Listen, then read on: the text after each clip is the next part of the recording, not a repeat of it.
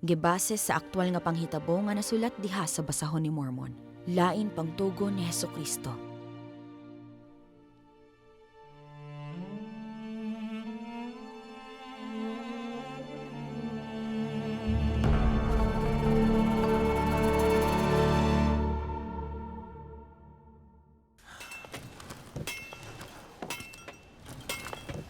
Nephi! Nagunsa ka! Naghimo og mga himan. Para sa unsa?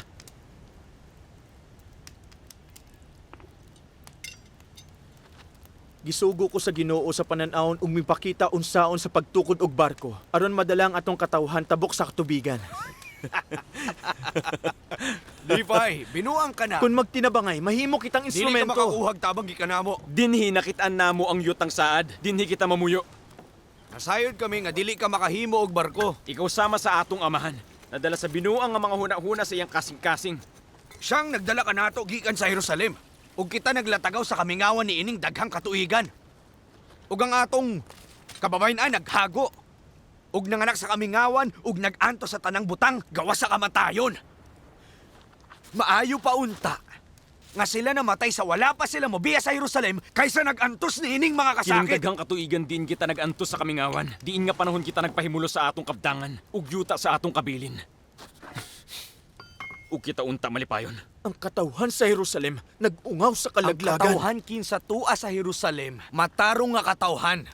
Naghupot sila sa mga balaod ug mga paghukom sa Ginoo ug sa tanan niya mga sugo sumala sa balaod ni Moises. Kamumutuo ba nga ang atong mga amahan mapahilayo sa kamot sa mga Ehiptohanon kung wala pang Ginoo magsugo kang Moises nga siya muhawas kanila sa pagkaulipon? Wala kinilabot ni O Ana. kamo nasayod nga si Moises gisugo sa Ginoo pagbuhat sa mahinungdanong buhat.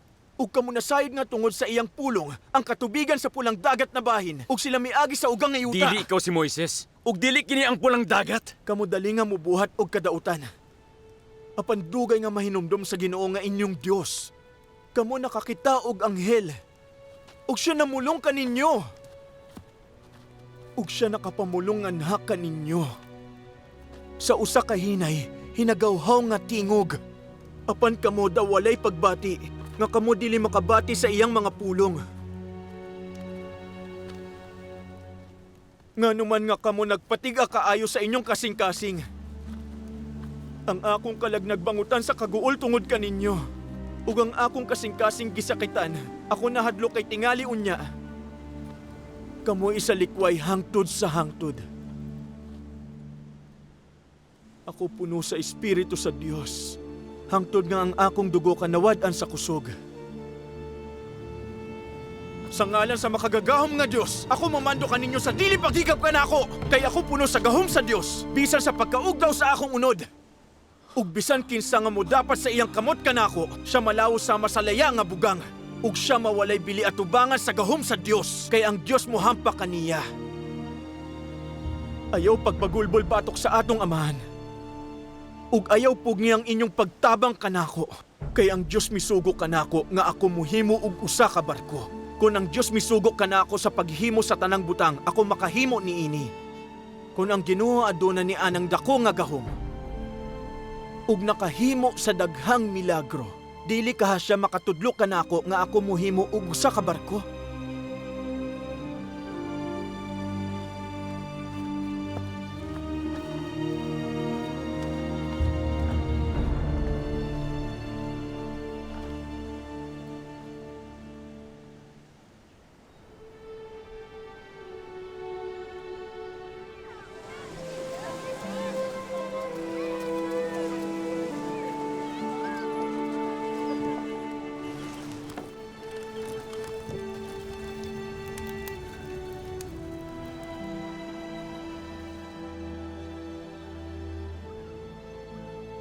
Nephi, ipatuyod pag-usab ang imong kamot ngadto sa imong igsuon.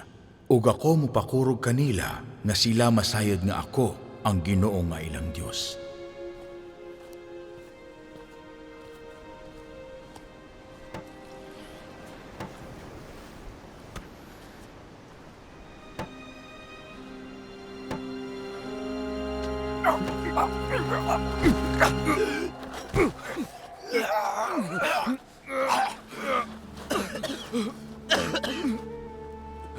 Nasayon kami nga ang Ginoo nagauban kanimo. Ako inyong igsuon, gani inyong manghud. Busa, simbaha ang Ginoo nga inyong Dios, ug tahura ang inyong amahan ug inahan.